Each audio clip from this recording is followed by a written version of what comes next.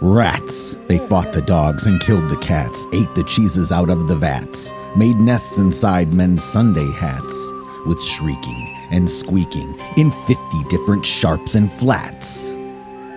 In the year 1284, a mysterious man appeared in Hamelin. He was wearing a coat of many-colored, bright cloth, for which reason he was called the Pied Piper. He claimed to be a rat catcher. "Yet," said he, "poor piper as I am, and for what your brain bewilders, if I can rid your town of rats, will you give me 1,000 guilders?" 50,000 was the exclamation of the astonished mayor and corporation. The rat catcher then took a small fife from his pocket and began to blow on it. And here 3 shrill notes the pipe uttered. You heard as if an army muttered. Rats and mice immediately came from every house and gathered around him. Great rats, small rats, lean rats, brawny rats, brown rats, black rats, gray rats, tawny rats, grave old plotters, gay young friskers, cocking tails and pricking whiskers. When he thought that he had them all, he led them to the river Weser, where he pulled up his clothes and walked into the river. The animals all followed him, fell in, and drowned.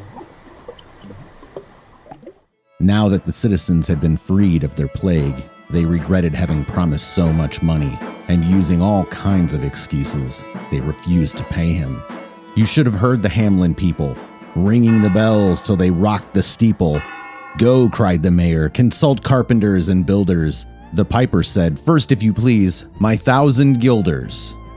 Quoth the mayor with a knowing wink, "Our business was done at the river's brink.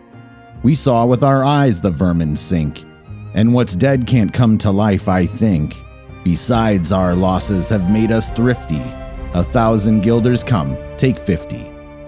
The piper went away bitter and angry. He returned on June 26th, St. John's and St. Paul's Day, early in the morning at 7 o'clock. The piper stepped into the street, and here he blew 3 notes so sweet. There was a rustling that seemed like a bustling of merry crowds justling at pitching and hustling. Small feet were pattering, wooden shoes clattering, little hands clapping, and little tongues chattering. Out came the children running, all the little boys and girls with rosy cheeks and flaxen curls and sparkling eyes and teeth like pearls. Tripping and skipping ran merrily after the wonderful music with shouting and laughter. The swarm followed him, and he led them into a mountain, where he disappeared with them. All this was seen by a babysitter who, carrying a child in her arms, had followed them from a distance, but had then turned around and carried the news back to the town. The anxious parents ran in droves to the town gates seeking their children.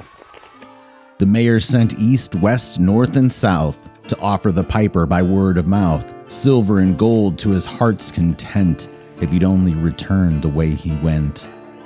But then they saw 'twas a lost endeavor. The piper and dancers were gone forever. In total, 130 were lost.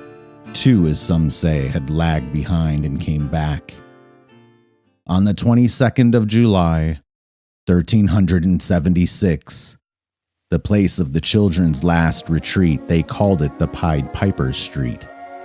How their children were stolen away, and I must not omit to say that in Transylvania there's a tribe of alien people that ascribe to their fathers and mothers having risen out of some subterraneous prison, out of Hamelin town in Brunswick land, but how or why they don't understand.